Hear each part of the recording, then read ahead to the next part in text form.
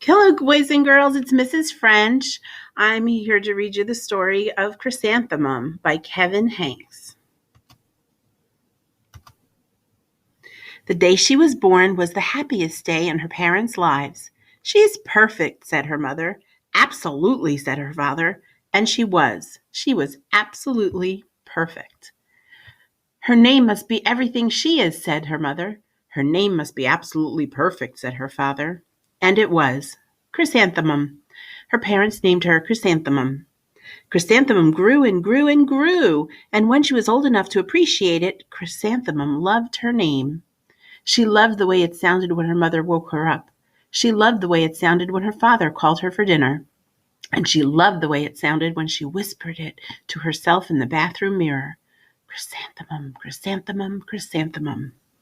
Chrysanthemum loved the way her name looked when it was written with ink on an envelope.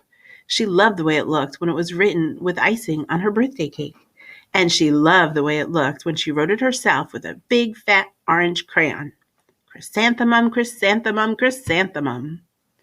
Chrysanthemum thought her name was absolutely perfect. And then she started school.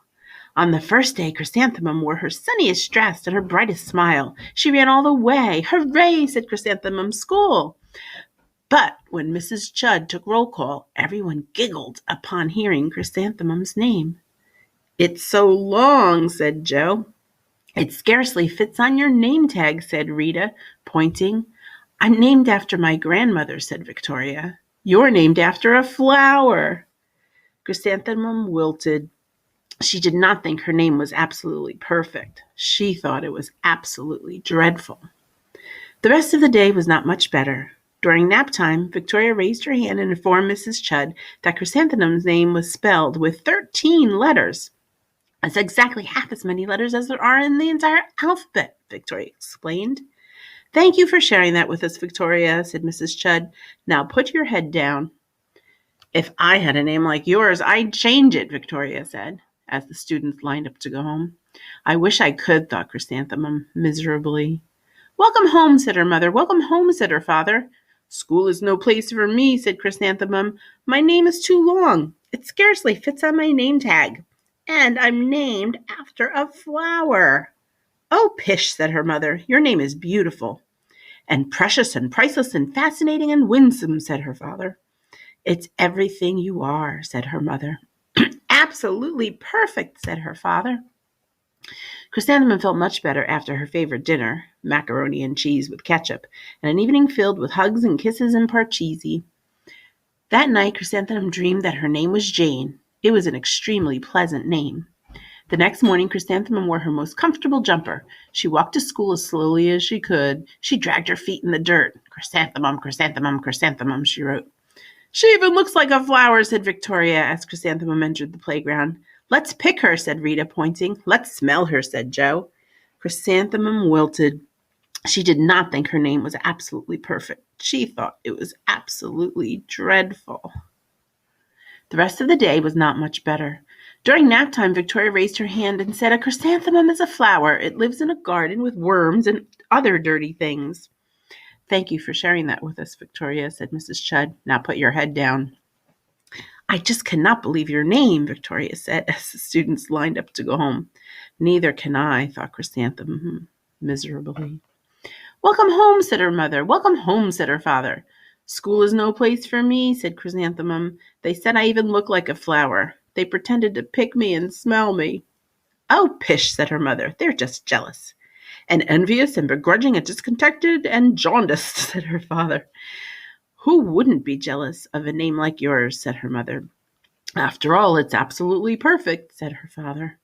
Chrysanthemum felt a trifle better when her favorite dessert, chocolate cake with buttercream frosting, and another evening filled with hugs and kisses and parcheesi. That night, Chrysanthemum dreamed that she really was a chrysanthemum. She sprouted leaves and petals. Victoria picked her and plucked leaves and petals one by one until there was nothing left but a scrawny stem. It was the worst nightmare of Chrysanthemum's life. Chrysanthemum wore her outfit with 7 pockets the next morning. She loaded the pockets with her most prized possessions and her good luck charm. Chrysanthemum took the longest route possible to school. She stopped and stared at each and every flower. Chrysanthemum, chrysanthemum, chrysanthemum, the flowers seemed to say. That morning, the students were introduced to Mrs. Twinkle, the music teacher. Her voice was like something out of a dream, as was everything else about her. The students were speechless. They thought Mrs. Twinkle was an indescribable wonder. They went out of their way to make a nice impression. Mrs. Twinkle led the students in scales. Then she assigned roles for the class musicale. Victoria was chosen as the dainty fairy queen. Rita was chosen as the spiffy butterfly princess. Jo was chosen as the all-important pixie messenger.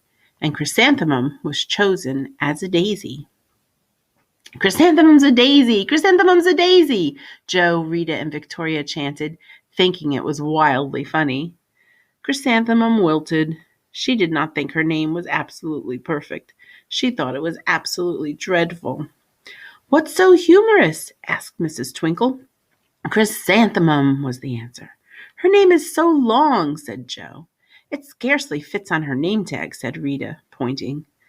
"I'm named after my grandmother," said Victoria. "She's named after a flower." "My name is long," said Mrs. Twinkle. "It is?" said Jo. "My name would scarcely fit on a name tag," said Mrs. Twinkle. "It would?" said Rita, pointing. "And," said Mrs. Twinkle, "I'm named after a flower, too." "You are?" said Victoria. "Yes," said Mrs. Twinkle. "My name is Delphinium Twinkle. And if my baby is a girl, I'm considering Chrysanthemum as a name. I think it's absolutely perfect." Chrysanthemum could scarcely believe her ears. She blushed, she beamed, she bloomed. Chrysanthemum, chrysanthemum, chrysanthemum. Jo, Rita, and Victoria looked at Chrysanthemum longingly. "Call me Marigold," said Jo. "I'm Carnation," said Rita, pointing. "My name is Lily of the Valley," said Victoria. Chrysanthemum did not think her name was absolutely perfect. She knew it. Epilogue. Overall, the class musicale was a huge success.